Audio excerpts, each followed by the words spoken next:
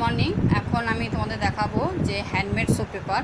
এটা খুবই ইজি পদ্ধতিতে করা হয়।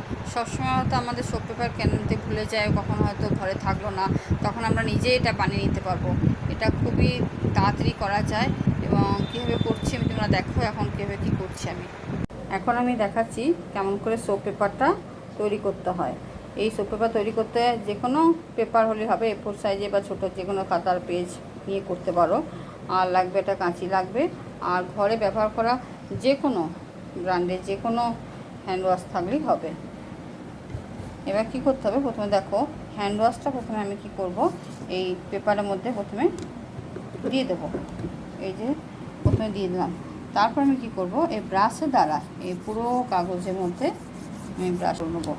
স্প্রেড করার পরে পুরোটা স্প্রেড করে নেবো। তারপর আমি 1 ঘন্টা এটা শুকোতে দেব। আমার সোপ পেপারটা আমি শুকোতে দিয়েছিলাম। এখন আমার